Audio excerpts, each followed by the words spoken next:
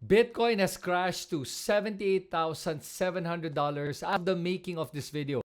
Ngayon, pag-uusapan natin dito kung paano ba tayo bumagsak ng ganito kababa at ano ba talaga yung nangyari and what are the factors that caused it. So we're gonna be looking at it from two perspectives. Number one, from the technical analysis, tapos yung isa naman is the macroeconomic fundamental analysis.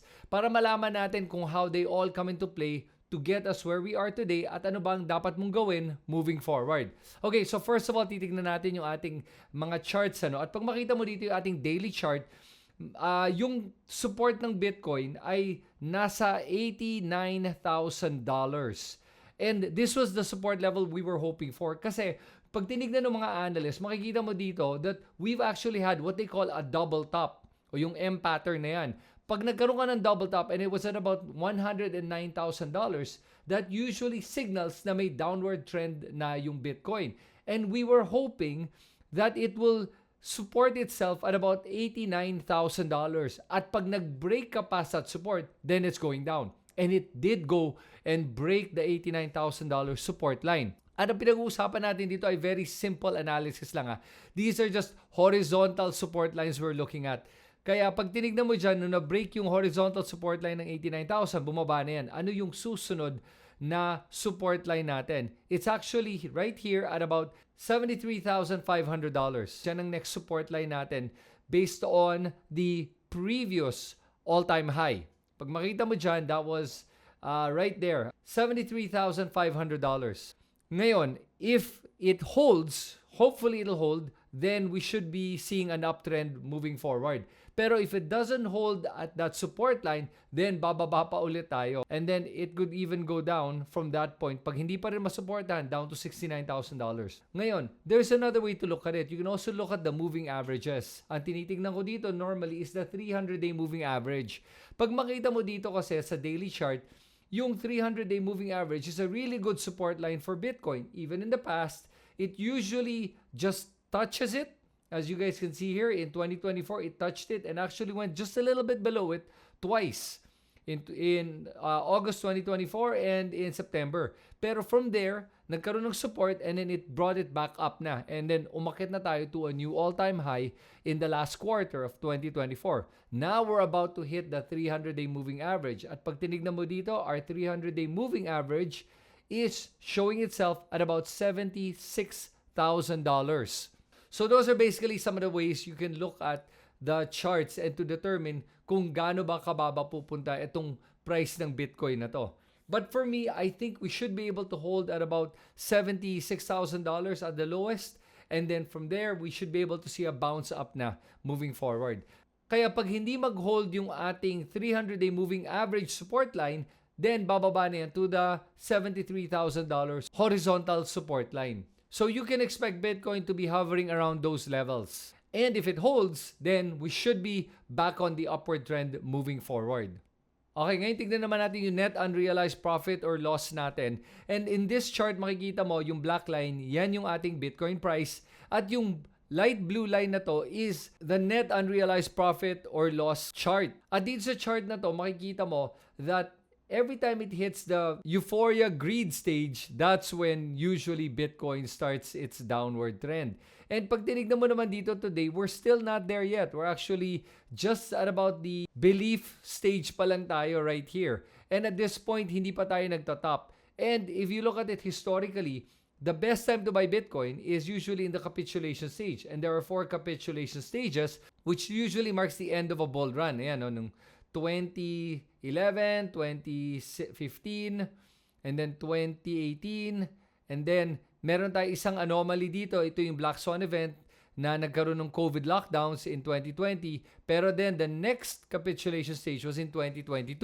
And then from there, you saw Bitcoin rise up to new all-time highs. Today, we're about to hit the anxiety stage. But it doesn't mean it's over yet. Kasi pag tinignan mo naman yung last cycle natin, bumaba din siya to the anxiety stage. And then from there, it took it to a new all-time high by the 4th quarter. So I actually think we're gonna do about the same here. Na bababa to siguro pa a little bit more to the anxiety stage and it'll bring it all the way to the stage of euphoria. And when it hits euphoria, normally that's when you should get out and the bull cycle is over. Ngayon, tignan naman natin ating Bitcoin monthly return chart. Pag tinignan mo ating monthly return chart, guys, honestly, I did not expect this. I thought we were going to have a green month. I thought it was going to be at least a 12% return based on the average for February. Pero right now, at the end of February, Feb 28, we're already minus 22%. So we have a red month in February, and I was as surprised as most of you are. And mind you, right now, I think that with the way it's looking, possibly March din natin maging red din. Kasi pag tinignan mo dito, malaki yung probability that March will be red. Because if you look at it historically, pag red ang February, red na rin yung March. But then, like I said, the trend has been broken in January and now in February. Kaya I don't know how it's gonna end up. So this is just a way to kind of look at where we think it's gonna go. Ngayon naman tignan natin yung Bitcoin average mining cost. If you look at the average mining cost as of February 26, the average mining cost is at $88,249.59. So at $78,000, we are below the average mining cost. That means that it is more expensive to mine Bitcoin than it is to buy it on the exchanges. Kaya for the miners, they're not going to be selling their Bitcoin until the price goes up to at least the cost of mining.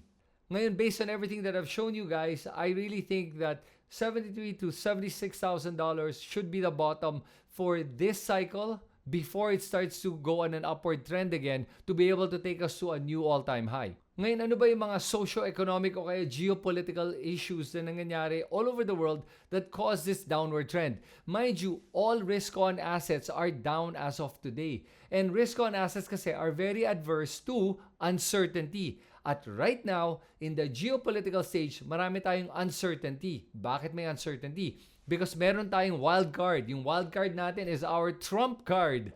Donald Trump has been making a lot of moves that are very disruptive at nakakatakot itong mga moves na to and we don't know where it's going. So normally, ang mga financial markets ay natatakot din sa mga uncertainty. Kaya pag uncertain ang market, they tend to stay on the sidelines. They go risk off.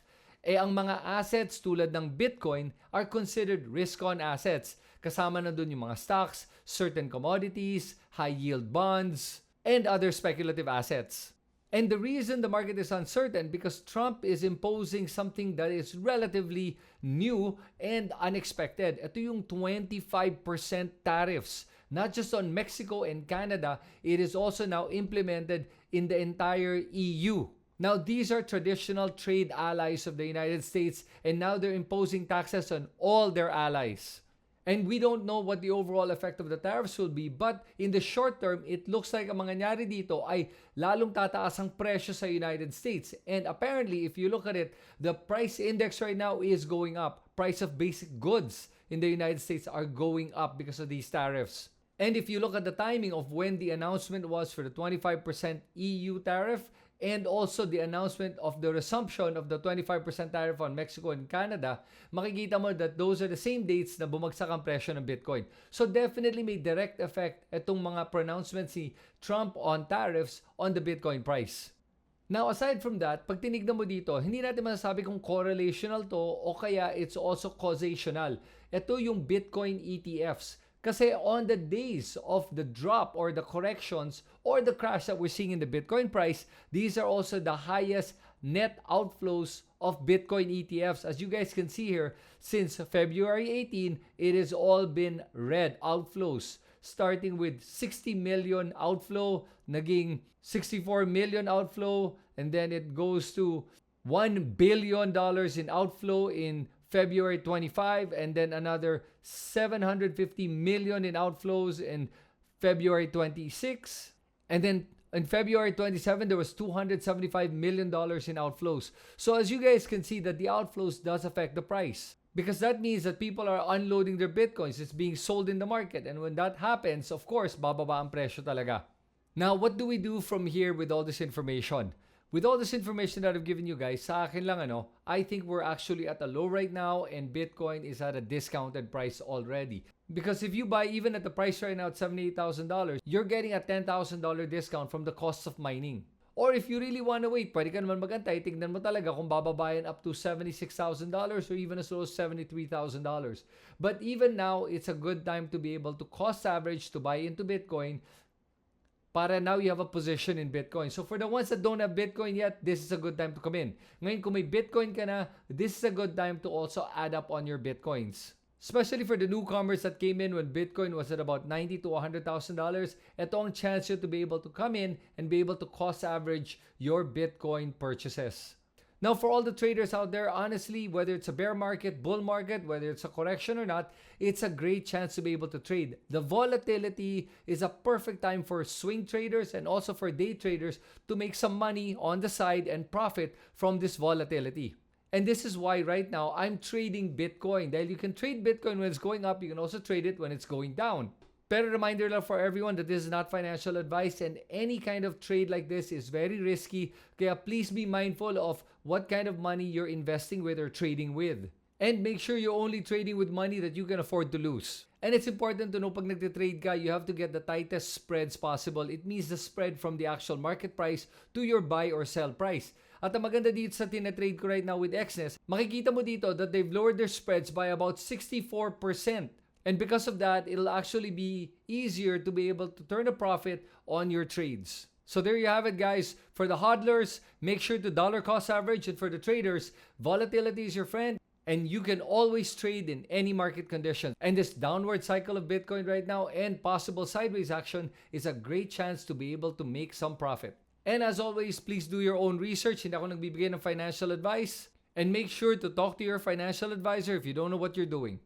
Kayo, ano tingin nyo? Is this the Bitcoin bottom? O kaya is it gonna go down further? I'd love to hear all your opinions. Pakisulat lahat yan dito sa comment section sa ibaba. And if you like content like this where I talk about crypto, trading, investing, please subscribe to this YouTube channel at i-click mo na rin yung notification bell na yan so you're notified of my latest videos. Salamat sa inyo lahat. Ito si Kristan and remember, I am not your financial advisor.